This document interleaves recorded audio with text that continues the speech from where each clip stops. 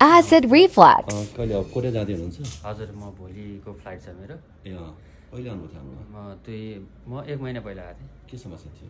मेरो यो डकर आएको आइ गर्ने छाती पोल्ने र यहाँनिर केस आएर अड्केको जस्तो हुने त्यस्तो भइरहेको थियो अनि भमिटिङ फिल हुने। यो चाहिँ तपाईँ रिफ्लक्स भन्छ कि हामीले यसलाई? हजुर। पेटमा भएको एसिड चाहिँ छल्केर माथि आएको के? हजुर। अनि पहिला समस्या 10 थियो भने अहिले समस्या कति छ होला? अहिले समस्या 2 मा है? हजुर। अनि औषधि खाइराख्नु भएको छ? औषधि खाइरहेको छ। कि केही दिन भयो छोड्नु भएको थियो औषधि? 3 दिन 4 दिन जति पहिला चाहिँ एक दिन छोड्यो भने पनि सहन नसकिने हुन्थ्यो पेट पोलेर। अहिले चाहिँ मैले 4 दिन छोडेँ। 4 दिनमा चाहिँ हिजो बल्ल एउटा ट्याब्लेट औषधि खाएँ। त्यो पनि खाम जस्तो भयो। 3 दिनसम्म खाना केही भएन? हजुर। दसैँ तिहारमा यहीँ हुनुहुन्थ्यो? हजुर यहीँ थिएँ। दसैँमा तालकी रोग लाग्थ्यो, तिहारमा चाहिँ ढुक्क ताले खाइयो कि ड्राई खानुभयो कि खानेकुराहरू? खाना त ढुक्कै तालले खाएँ। खानेकुरामा त्यति साह्रो गरिनँ, थोरै खाने हजुर गरेर चाहिँ खाएँ।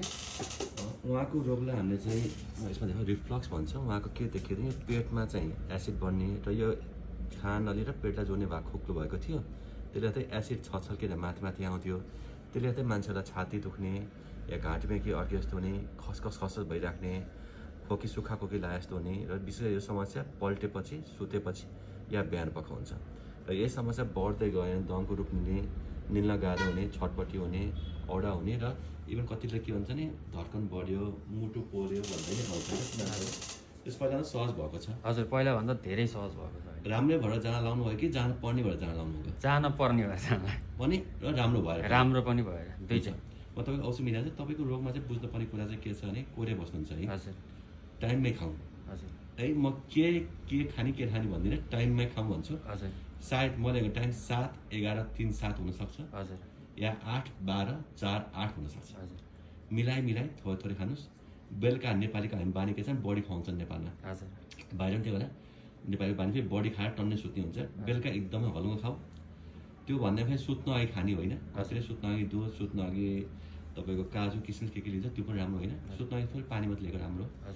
खाना र सुतेमा 2 घन्टा क्या खाने बित्तिकै नपल्टौँ। बरु 12 बजे 3 बजे राम्रै खाउँ। बेलुका एकदमै हलुङ्गो खाउँ।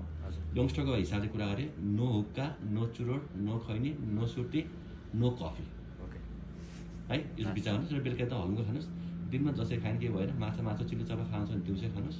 दिउँसो काम गरिन्छ पच्छ। राति खाने बित्तिकै छल्किन्छ कि राति खाने पेटमा हुन्छ, खाने बित्तिकै एउटा लेभल हुन्छ छल्किन्छ। यति ख्याल गर्नु होला। र के समस्याहरू आइपरेमा हामीले फेसबुक पेजमा मेसेज गर्नु होला। मेसेज गर्दाखेरि चाहिँ तपाईँले के गर्नु पऱ्यो भने हाई हेलो मात्रै हेर्ने भएन। सर म तपाईँको पुरानो बिरामी मैले यो औषधि खाइरहेको छु, मेरो रिपोर्ट हो भने फोटो खिचेर पठाउनु भने हामीलाई काम गर्न सजिलो हुन्छ। म तपाईँलाई अहिले चाहिने औषधि एउटा राखिदिन्छु र त्यस्तै औषधि 1 कोर्स एक्स्ट्रा छुट्याइदिन्छु। पछि भविष्यमा पऱ्यो भने त्यो